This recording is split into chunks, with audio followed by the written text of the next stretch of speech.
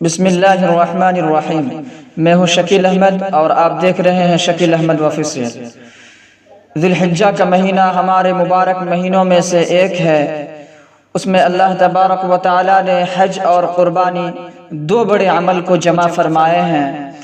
پوری دنیا کے حجاج کرام اس مہینہ میں حج کرتے ہیں اور پھر منی میں آ کر قربانی کرتے ہیں۔ اللہ تبارک و تعالی نے ان ایام کی قسمیں بھی اٹھائے ہیں اور اللہ کے نبی حضور اکرم صلی اللہ علیہ وسلم نے فرمایا ہے کہ ان 10 دنوں میں اللہ تعالیٰ کو جتنی عبادت پسند ہے وہ اور کسی دن میں بھی پسند نہیں ہے، اور اس میں کوئی شک نہیں کہ ان 10 دنوں میں جو سب سے بڑی عبادت ہے وہ حج ہے۔ حج ان 10 دنوں کی سب سے بڑی عبادت ہے۔ عرفات کی ایک دن کی حاضری 1,00,000 دن کی عبادت کے برابر ہوتی ہے، اور عرفات کے دن کی حاضری میں اللہ تبارک و تعالیٰ کا ارشاد ہوتا ہے کہ اے میرے بندوں، آج اتنے گناہ لے کر آؤ جتنے بارش کے قطرے، جتنے درختوں کے پتے، جتنے ریت کے ذرے گردش ایام میں جب سے شروع ہوا ہے اس میں بننے والے دن اور رات، اور یہاں آ کے توبہ کرو، میں سب معاف کروں گا۔ اور عرفات کے دن جتنا شیطان ذلیل ہوتا ہے اتنا کوئی اور دن نہیں ہوتا۔ تو ان 10 دنوں میں اللہ جسے حج میسر فرما دے تو اس سے بڑی سعادت کوئی نہیں۔ اللہ تبارک و تعالی ہم تمام کو حج نصیب فرمائے، لیکن جن حضرات کو حج میسر نہیں ہے تو ان 10 دنوں میں روزہ رکھنا، نوافل کی کثرت، صدقے کی کثرت اور قربانی، یہ سارے اعمال ان 10 دنوں میں انتہائی محبوب ہیں۔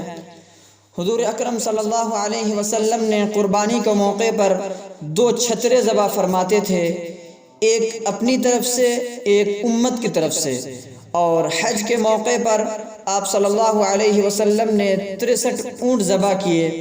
ایک اونٹ میں 7 آدمی ہوتے ہیں، تو آپ نے 63 اونٹ ذبح کیے، تو گویا کہ آپ نے 441 قربانیاں اپنی طرف سے کی ہیں، اور مالداروں کو یہ پیغام دیا کہ قربانی کرو۔ لیکن ہمارے وطن عزیز ہندوستان میں ایک عجیب فضا ہے کہ امیر لوگ 20 لاکھ کے 10 لاکھ کے گائے خرید لیتے ہیں، ایک بکرے خرید لیتے ہیں۔ یہ صرف فخر ہے، ریا ہے، دکھاوا ہے۔ آپ 20 لاکھ کی ہی بکریاں خریدیں لیکن ایک بکری نہیں، بہت سارا خریدے تاکہ غریب تک زیادہ گوشت پہنچ سکے۔ 20 لاکھ کا ایک بیل یا ایک بکری لے کے آپ نے کون سی سمجھداری کا کام کیا؟ آپ نے کون سی عقل مندی دکھائی؟ میں نے ایک اخبار میں دیکھا کہ 5 لاکھ کے بکرے بک رہے ہیں۔ میں دیکھ کر حیران رہ گیا۔ دراصل یہ مالداروں میں ایک مقابلہ بن گیا ہے، ایک فخر بن گیا ہے۔ جی میں 20 لاکھ کا ذبح کر دیا، جی میں نے 10 لاکھ کا ذبح کر دیا۔ میں آپ تمام حضرات سے منت کرتا ہوں، اللہ نے آپ کو رزق دیا ہے تو آپ ناسمجھ نہ بنیں، آپ اس کو صحیح طور پر خرچ کریں۔ آپ اگر 20 لاکھ کے یا 10 لاکھ کے ہی بکرے خریدتے ہیں عام درجہ کے، تو کتنی بڑی قربانی ہوگی اور وہ کتنے غریبوں تک اس کا گوشت پہنچ سکے گا۔ 20 لاکھ کا ایک بیل لے کر آپ نے کیا کمایا؟ کون سی نیکی آپ نے کمائی؟ اگر میری بات ایسے شخص تک پہنچ جائے جو اس طرح کے شوقین ہے، آپ ذرا سوچئے کہ آپ کتنے بڑے نادانی کا ثبوت پیش کر رہے ہیں۔ یقیناً آپ نے اللہ کے لیے بہت بڑی قربانی دی ہے، اللہ کے راستے میں آپ نے بہت مال لگایا ہے، لیکن آپ سے میں منت کرتا ہوں خدا را اپنے نفس پر ظلم نہ کریں۔ اور پھر یہ کہ وہ اپنے بیل کو بادام کھلا رہے ہیں، پستہ کھلا رہے ہیں، دودھ پلا رہے ہیں۔ میرے بھائی، یہ بادام، پستہ اور یہ دودھ یہ جانور کی خوراک نہیں ہے۔ آپ اس پیسے کو غریب پر خرچ کریں، آپ کو زیادہ نفع ہوگا۔ میں مالدار بھائیوں سے منت کرتا ہوں کہ آپ اس طرح کے نادانی کے ثبوت پیش نہ کریں۔ قربانی کو آپ اس طرح کریں کہ غریبوں کو زیادہ نفع پہنچے۔ اور آپ کو تو معلوم ہے کہ قربانی میں ذبح کیے ہوئے جانور کے جتنے بال ہوتے ہیں اس کو اتنا ثواب ملتا ہے۔ آج کل تو 20,000 کا اچھا بکرا آ جاتا ہے، تو آپ 1 لاکھ میں 5 بکرا لے لیں، آپ 5 لاکھ میں 25 بکرا لے لیں۔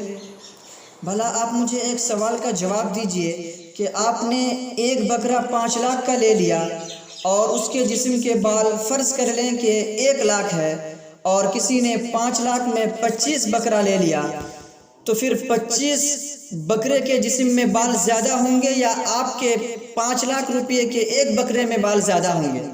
ظاہر ہے کہ 25 بکرے میں بال زیادہ ہوں گے، تو پھر ثواب کس کو زیادہ ملا؟ ظاہر ہے کہ 25 بکرے والے کو ثواب زیادہ ملے گا۔ تو یہ ایک بہت نادان طرز چل رہا ہے۔ میں آپ تمام حضرات سے منت کرتا ہوں کہ اللہ کے واسطے اس عمل کو چھوڑ دیں۔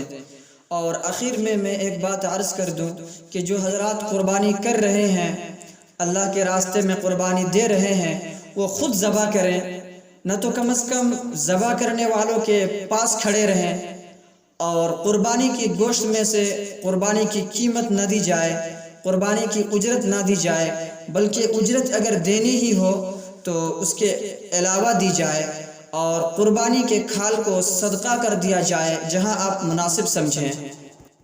اور میں آخر میں آپ تمام حضرات سے مؤدبانہ درخواست کرتا ہوں کہ اس مختصر سے کلپ کو دوسرے تک پہنچانے میں ہماری مدد کریں۔